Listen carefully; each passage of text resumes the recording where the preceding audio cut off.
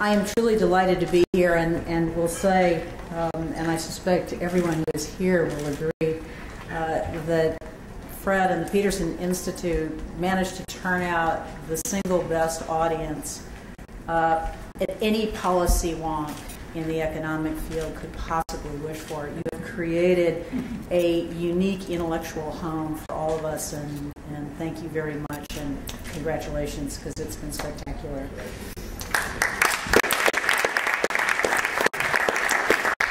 Let me also thank Foreign Affairs Magazine for making this article available to those of you who don't actually pay for it. It is their intellectual property, and it was a labor of love, shall we say. I admire, there are many of you here in this room, first of all, many of you here in this room who know as much, if not more, actually many in this room who taught me what I know about trade policy, and could easily be giving this presentation.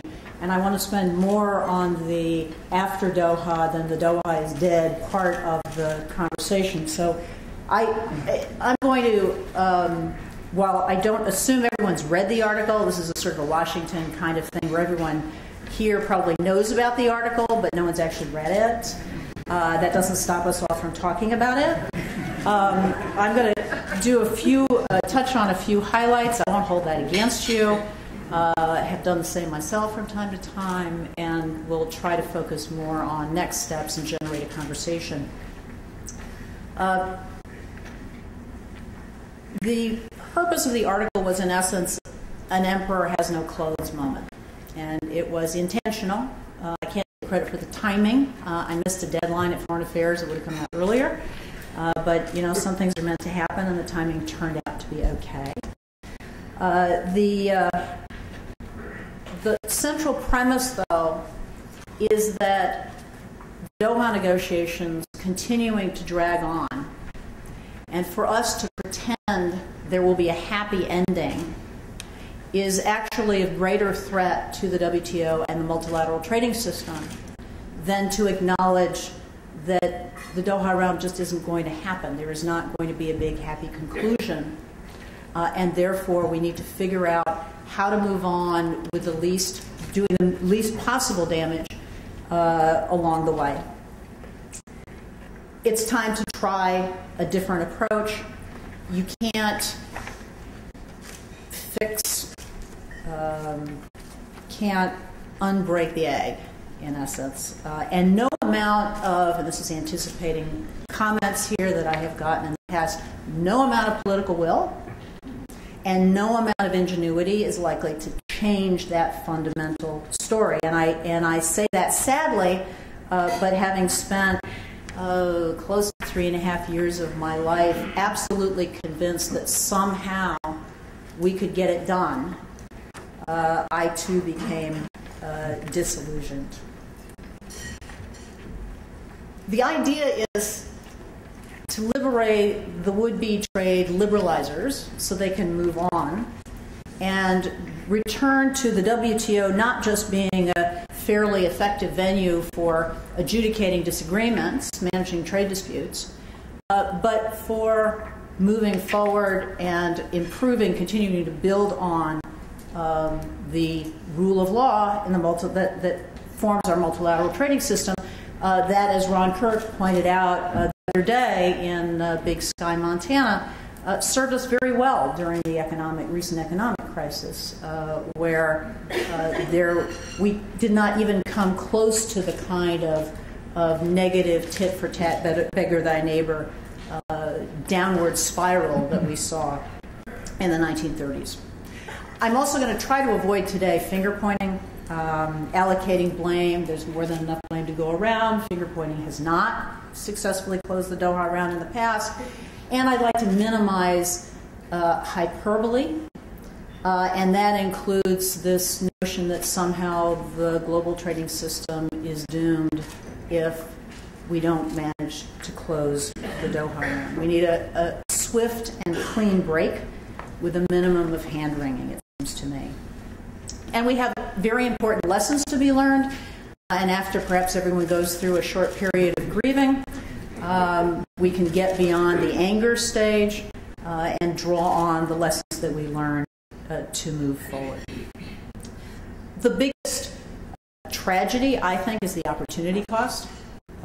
What we have not been able to achieve in the last 10 years on a multilateral basis, where in essence the stalling of the Doha Round has become this dam beyond which no good idea and no multilaterally beneficial agreement or sub-agreement has been able to penetrate. And it may also be time to give the poor Qataris a break so that we're not all throwing around the name of their capital to mean more than what it is, the name of an important country's capital. I'm going to spend a few minutes on how to fix Doha. And yes, in theory, there are ways that the current framework could be fixed. I don't see it happening, so I'm not going to spend a whole lot of time on this part of the conversation. I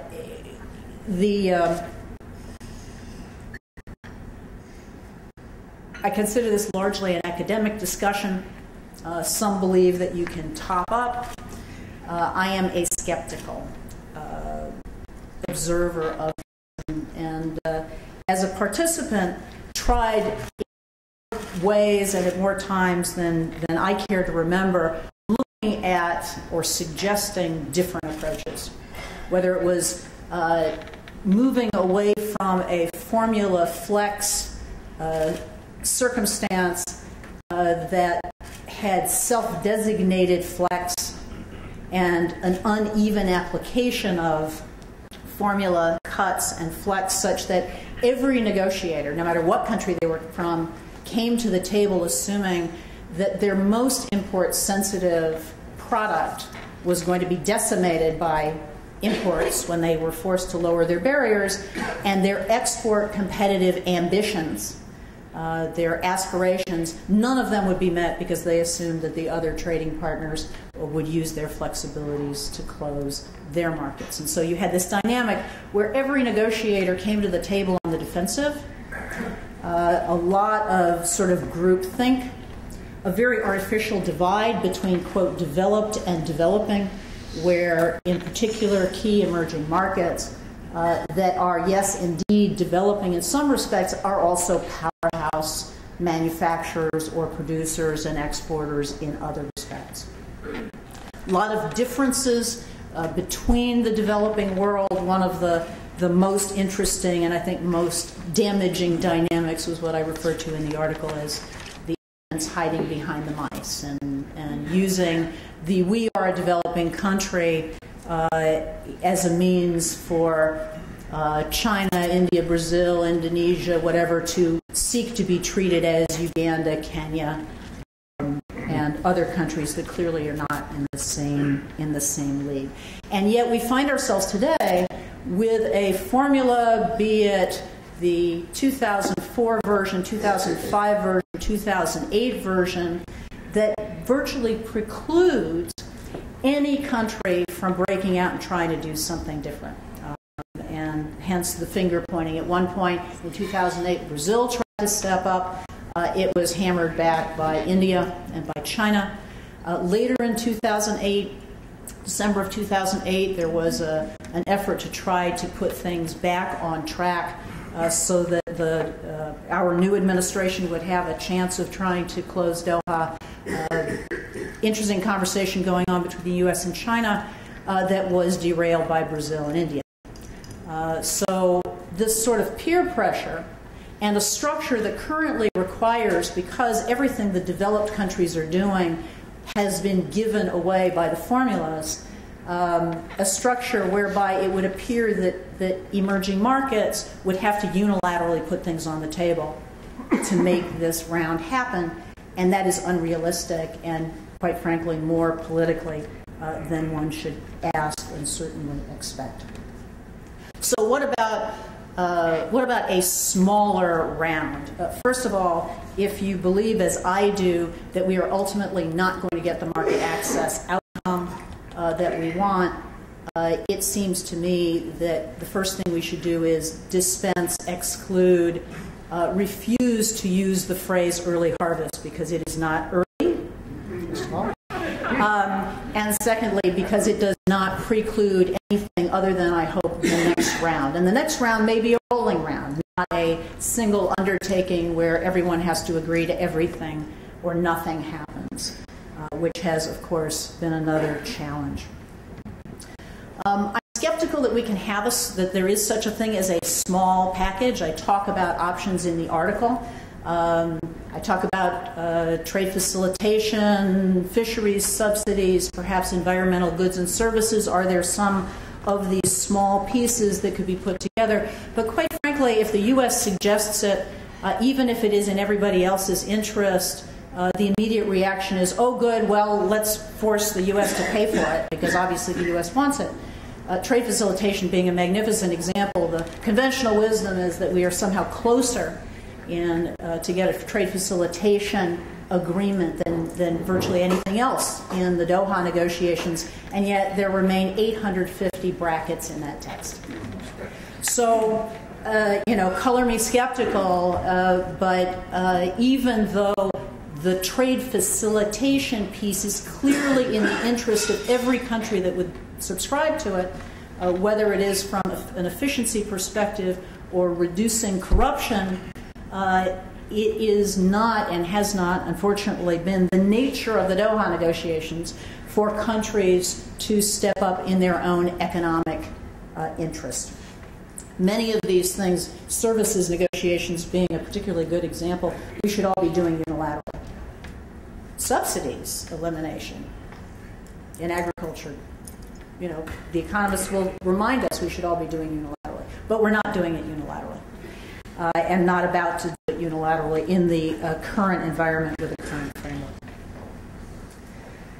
I've talked about the agricultural pillar. That is a nice package, and eliminating agricultural export subsidies would be terrific. But again, certain countries would end up paying more than others.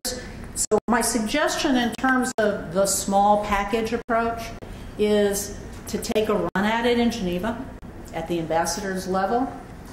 Convene the G7, G11 representative group of countries, run through each one of the options, and if you can't get it done in 2 weeks, give up and move on.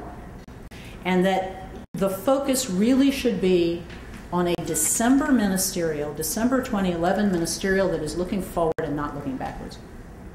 By December of this year, we should be talking about what the next round looks like, not what the last round looked like. And I know that's a little bit harsh, but we can be negotiating about, quote, the small package from now until the cows come home, and still never get there. I think going forward, there are a lot of things that can be done to contribute, importantly, to the development goals of the Doha Round. And I would note that what is currently on the table really doesn't do that. If you look at what is on the table and you recognize that it would be the year 2025 or so, that's with an efficient closure of Doha, that everything would be phased in, and that by then what you would see in a lot of emerging markets is less than 1% per year cut in applied tariffs. You realize that we just got overtaken, this negotiation got overtaken by economic development. And now that's not all bad. And during this period of time, hundreds of millions of individuals have moved out of poverty, not, I might add, because of their industrial policies, but rather because of the trade liberalization and economic reforms that they undertook in the 1980s and the 1990s. Worth remembering and worth having them remind themselves. So what would the next round look like? First of all, as I said, it may be the rolling round, where you don't wait to negotiate some behemoth.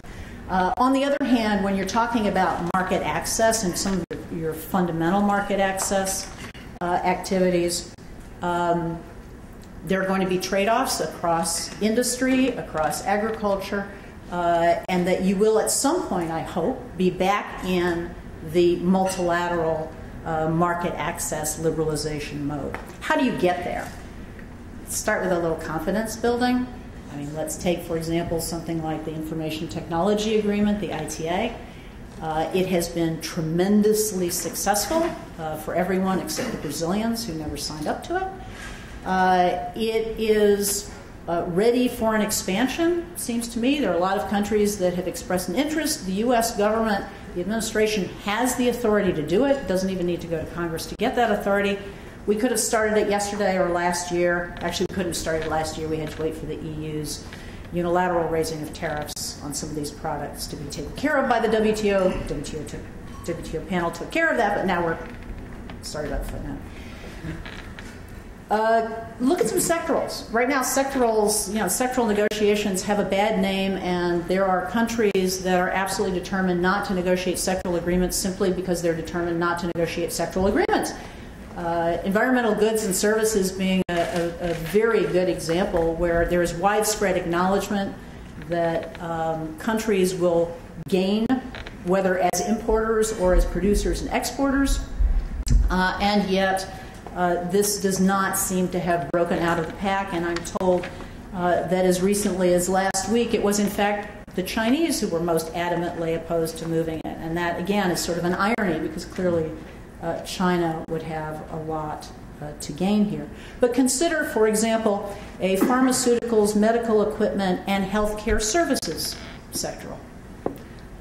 You could think about a little something for everyone in that context, developing and developed, developing regardless of the level of development. There are implications having to do with e-commerce, access for goods, intellectual property, Mode 4. And, oh, by the way, for those of us who'd like to be paying less for health care, perhaps some reduction in the cost of health care, whether here or in sub-Saharan Africa or in Asia. Trade facilitation. See if it flies as a post-Doha standalone deal. APEC has done some very interesting work on trade facilitation because the APEC member economies concluded that it was worth doing.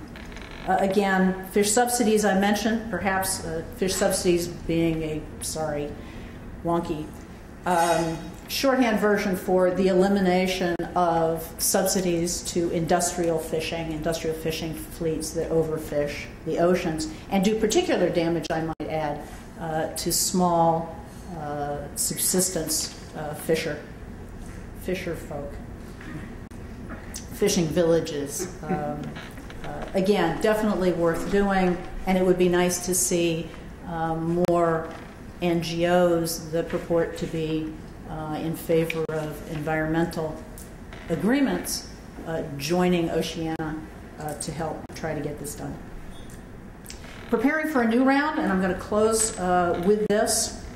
I think we do need to draw on the lessons that we learned and some very good attributes of the Doha framework. One, the most obvious being the highest formulas for tariff cutting where the highest barriers get cut the most.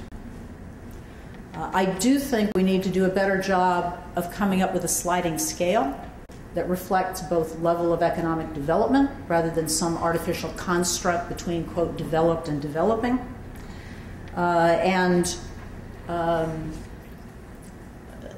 Some reflection of the benefits that a country derives from a more open trading system. I then think we need good old-fashioned negotiations that only come with the flexibilities to do above formula cuts and below formula cuts. And clearly developed countries need to do more than developing countries, but again, I think on a sliding scale, not some bifurcated, some artificial bipolar bifurcated formula. If negotiators could actually sit down and negotiate on substance rather than, I have a black box and it's self-designated and you can go take a hike before I tell you what it is, or I'm going to tell you what it is, and oh, by the way, it's, it's cotton, rice, sugar, wheat, and corn. China's list, by the way, of exclusions in agriculture.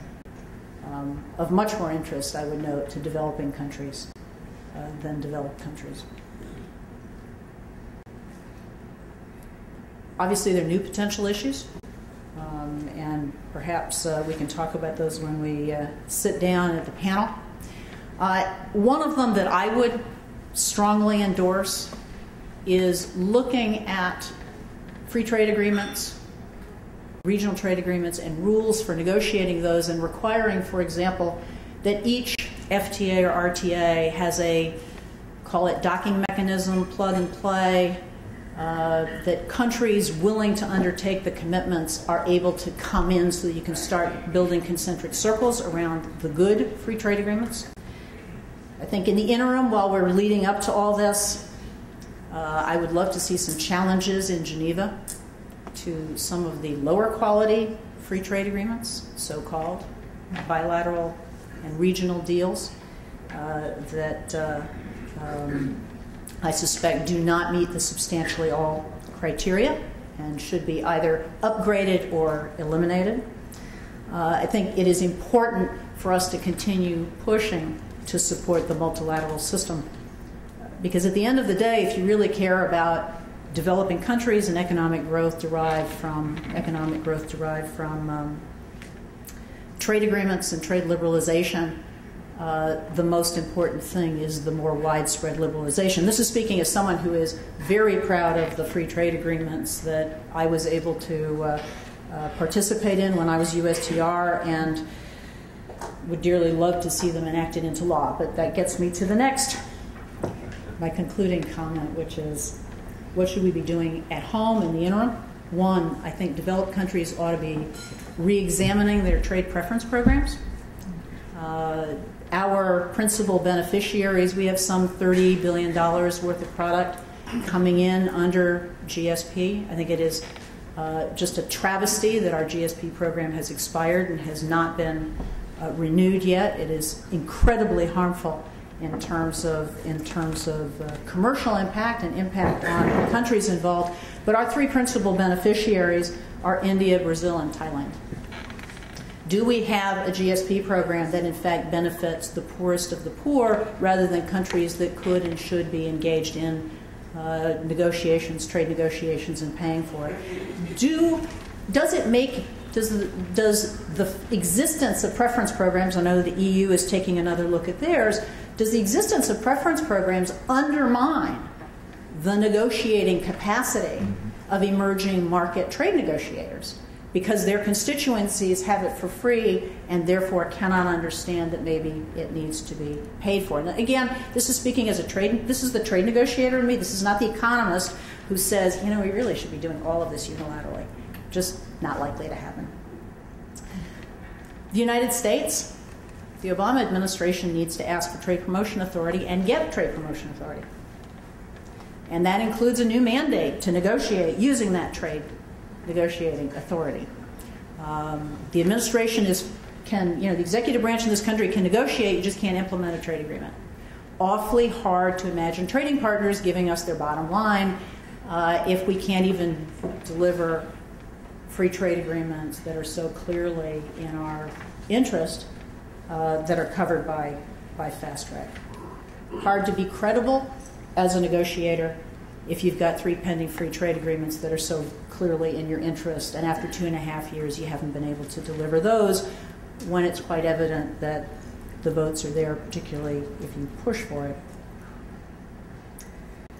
It seems to me that 2013, and one of the, there is never a good political window when you've got 150 some odd countries negotiating a trade agreement.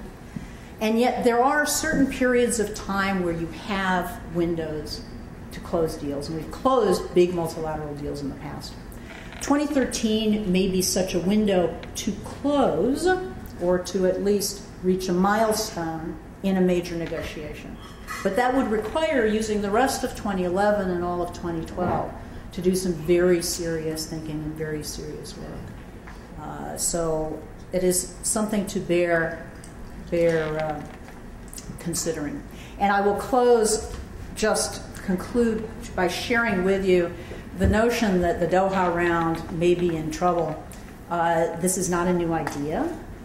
I certainly don't claim to have invented it. My former staff at USTR will tell you that I came to it very, very late. I actually believed well into December of 2008 that somehow we could pull a rabbit out of the hat. But as I was going through my files the other day, I discovered this cover of The Economist magazine from September 2003 from Cancun. And it is, for those of you in the back, it is a saguaro cactus giving a one-finger salute to the Doha Round. So I am, as most trade negotiators are and have to be, an optimist. And the optimistic scenario is one where we put the Doha Round behind us. If we can salvage small pieces of it between now and December, terrific. If not December, we need to be talking about the next round and next steps. So thank you for inviting me today, and look forward to your comments and our conversation.